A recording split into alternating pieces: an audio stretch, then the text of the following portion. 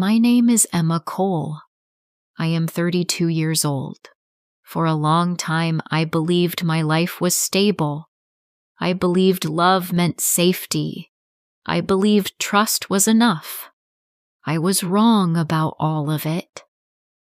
I was married to Lucas Reed for 7 years. He was quiet and controlled. He was not romantic, but he was steady. My days were simple. I woke up early, made breakfast, and left for work. In the evening, Lucas and I ate dinner together. My best friend was Nora Hayes. She was the opposite of me. Loud, emotional, always in trouble. I helped her many times, and she always promised she would never hurt me. I believed her without question. Nora was always calling me. She had problems with money, men, and work. I listened every time. I never complained. I thought that was what friendship meant. Then one night, she called me crying. "Emma, I lost my job. My boyfriend kicked me out. I have nowhere to go." I felt my heart soften. "Come stay with us," I said. "Just for a while." When I told Lucas, he paused.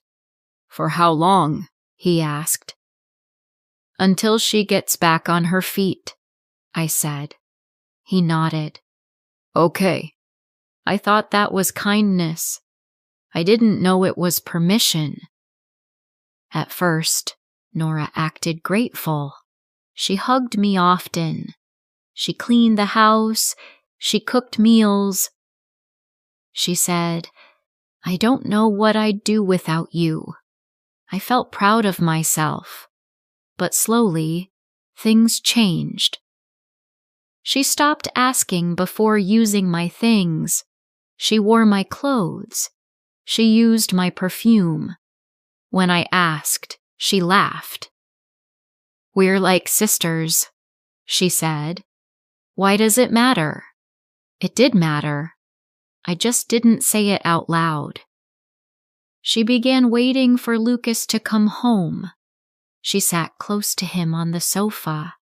She laughed at everything he said, even when it wasn't funny. Lucas noticed. One night he said, "Nora is easy to talk to. She listens."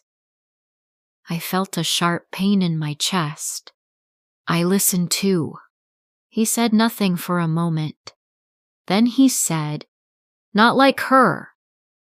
After that, Lucas changed. He stayed longer in the living room with Nora. He answered me late. He looked at his phone when I spoke. When I tried to talk about it, he said, "You're imagining things." Nora said the same thing. "Emma, you're stressed. You work too much." I started doubting myself. I felt guilty for even thinking something was wrong. At night, I lay in bed awake. Lucas turned his back to me. The silence between us felt heavy. One afternoon, I came home early. Lucas and Nora were in the kitchen. They stepped apart quickly when they saw me. Nora smiled too fast. "Oh, you're home early." "Yes," I said slowly. Lucas avoided my eyes. That night, I asked him directly, "Is something going on between you and Nora?" He sighed. "Why do you always think the worst?" I felt small, ashamed. I apologized. That apology still hurts me to remember. A week later, I left work early because I had a bad headache. The house was quiet. Too quiet. The bedroom door was locked. I heard laughter. My heart dropped. My hands went cold. I unlocked the door. For a moment, time stopped. Nora screamed and grabbed the sheet around her body. Her face was pale.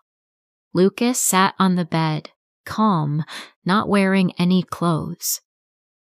Slowly, he picked up a towel from the floor and wrapped it around himself.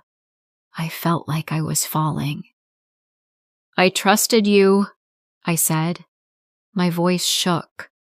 "Both of you," Nora cried. "Emma, please, listen." "Don't," I said. "Just don't." I looked at Lucas. "You let her live here. You watched me help her. And you did this." He said nothing. I felt anger, pain, and shame crash over me all at once. "Get out," I said. Nora shook her head. "Emma, get out of my house. Both of you. Now." Nora packed fast, crying loudly. Lucas dressed slowly, calm, like this was a small problem. Before leaving, Nora looked at me and said, "I never thought you'd react like this." That sentence broke something inside me forever. After they left, the house felt empty. I sat on the bed for hours. I didn't cry at first. I just stared at the wall. Lucas sent messages. First apologies, then blame, then silence. Friends called. Some supported me. Some asked why I trusted Nora so much. That hurt more than they knew. For days, I stayed in the house alone. Every room reminded me of lies. One morning, I stood in front of the mirror. I didn't recognize myself. That day, I packed my bags. I left the house. I left the marriage. I left the friendship. I did not leave weak. I left awake. Now I understand something very clearly. Betrayal does not begin in a bedroom. It begins when we ignore our voice inside, when we choose peace over truth.